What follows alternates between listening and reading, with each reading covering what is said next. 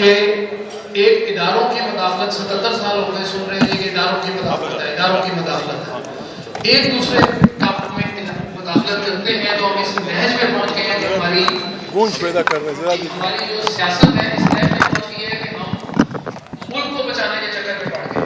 اداروں کی مداخلت کیا کبھی ختم ہو سکتی ہے کہ نہیں؟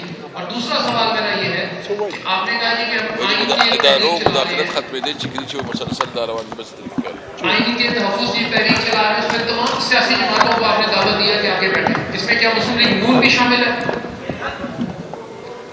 یہ کہتے ہیں جی کیا کہ داتا سو ٹول پاٹول دعوت ور کر دی کہ مسلم لیگ نون شامل ہے۔ نون شامل کہاں سے؟ جی وہی تو آئین کو پامال کر رہی ہے۔ دیکھیں، یعنی پاکستان واحد ملک نہیں ہے دنیا کا جس کی افواج ہیں، جس کے ادارے ہیں، جس کی انٹیلیجنس ایجنسیاں ہیں، جس کی فلانا ہے۔ پاکستان دنیا کے 196 195 ملکوں میں سے ایک ملک ہے۔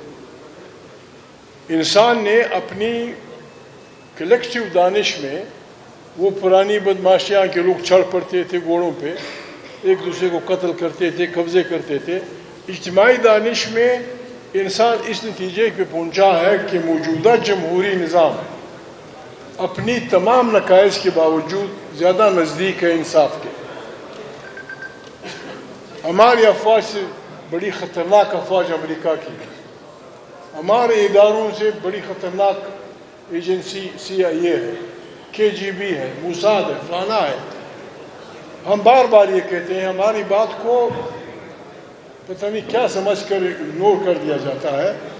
وہ ملک رہ نہیں سکتا جس کی مضبوط فوج نہ ہو، وہ ملک رہ نہیں سکتا جس کی جاسوسی ایجنسیاں نہ ہوں، سویلین اینڈ ملٹری بوتھ۔ جاسوسی ایجنسیاں حکومتوں کی یا مملکتوں کی آنکھیں اور کان ہوتے ہیں، دنیا بھی کرتی ہے۔ ہماری ایجنسیوں کو ہماری یہ ریکویسٹ ہے، ہماری افواج کو ہماری یہ ریکویسٹ ہے کہ جس طرح تمام دنیا کی افواج اپنے ملکوں کی آئین کا احترام کرتی ہیں، آپ کو کرنا چاہیے۔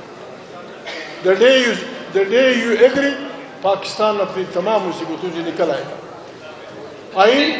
آئین ڈیفائن کرتا ہے، میں عرض کروں، آئین ڈیفائن کرتا ہے، صرف افواج نہیں۔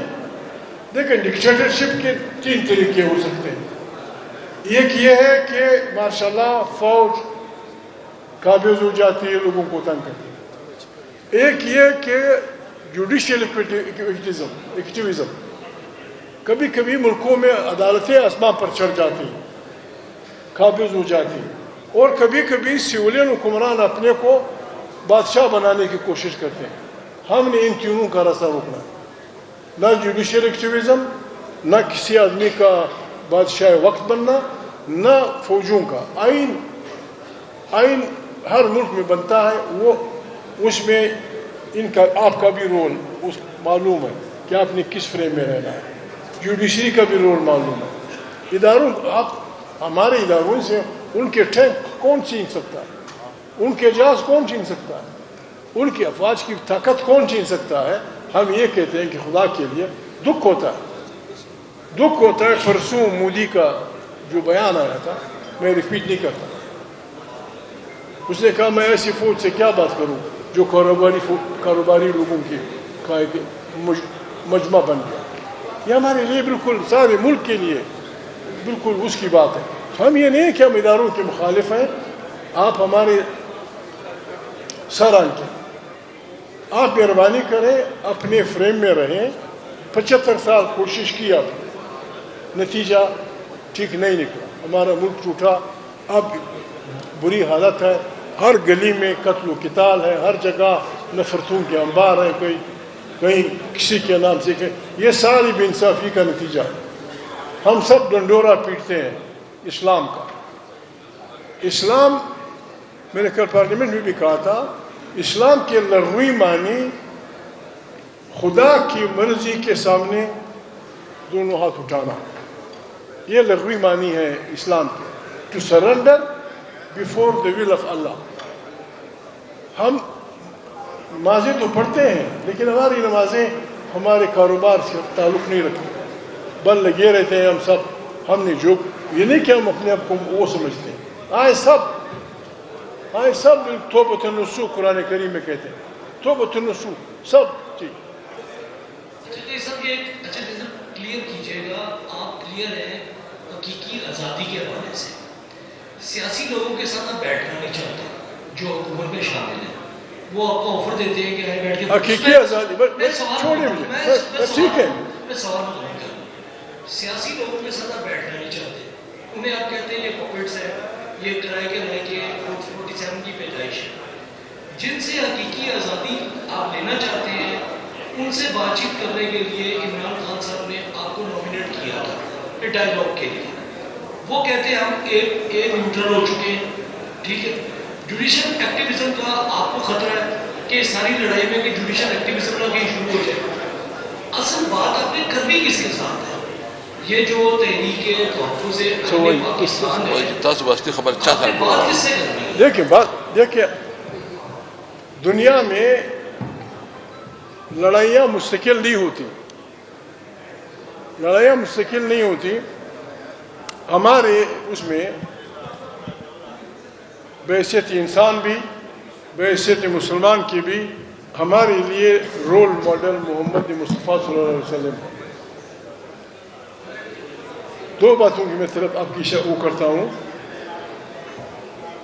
جنگ احد میں جو غلطیاں اسلامی فوج نے کی, اپنی کمانڈر کی بات نہیں مانی کہ اس جگہ کو سنبھالے رکھو. اس وقت قریش کی افواج کی رہبری خالد بن ولید کر رہے تھے. خالد بن ولید, اور اس جنگ میں رسول اللہ مبارک کے بہترین 70 ساتھی شہید ہوئے. خود ان کا ذرائع بکثر ان کے یہاں منہ بھی زخمی ہوا. لیکن جس دن خالد بن ولید گھوڑے پہ سوار ہو کے مسجد نبوی بھی آ کے داخل ہوا, آپ پڑھ لیں, انہوں نے کوئی گلہ نہیں کیا کہ یہ میرے دان تھی, یہ میری تکلیف, یہ میرے 70 ساتھی. بس آپ سرنڈر ہو گئے, ویلکم, آپ سیف اللہ ہیں, تو اٹھائے اسلام کو لیڈ کریں. دوسرا آدمی ابو جہل کا لڑکا اکرمہ. ابو جہل کا لڑکا اکرمہ جب فتح مکہ ہوا تو بہت کم لوگوں کو اللہ پاک نے, رسول اللہ مبارک نے نہیں بخشا. ان میں اکرمہ بھی تھا کہ جہاں پاؤ اس کو مار دو, جہاں پاؤ اس کو قتل کر دو. اکرمہ کو کسی شریف آدمی نے کہا کہ بابا تیرے بچنے کا کوئی راستہ نہیں ہے, بس اچانک گھس جاؤ مسجد نبوی میں, اچانک جاؤ, بولو بابا میں آ گیا, سرنڈر. اکرمہ آیا مسجد نبوی میں, رسول اللہ مبارک بیٹھے ہوئے تھے کہ جی میں تو آ گیا, بس میں آپ کی پارٹی میں شامل ہونا چاہتا ہوں, جو آپ کہتے ہیں لا الہ الا اللہ محمد رسول اللہ. اکرمہ اسلامی لشکر کا آدمی بنا. ہم نے کیا پکی دشمنی کرنی ہے؟ کوئی بھی جس کو آپ بدترین آدمی سمجھتے ہیں پاکستان, جس کو آپ بدترین آدمی سمجھتے ہیں, بدترین مخالف سمجھتے ہیں عمران خان کا, اگر وہ ابھی آئے اور ان سے کہہ دے کہ بھائی میں بس کل تک جو کچھ کر رہا تھا, یہ آپ کا اپوزیشن لیڈر ہے, یہ آپ کا اسپیکر ہے, یہ آپ کے وکیل صاحب ہے, بس میں آیا, میں ساری کیا نہیں مارنا ہے اس کو, ڈنڈے مارنے کا. جو بھی آتا ہے اس کار خیر میں ویلکم, جو بھی آتا ہے, ایون شہباز, جو بھی آتا ہے ویلکم. جی بہت بہت شکریہ جی. ٹھیک ہو. 14 اگست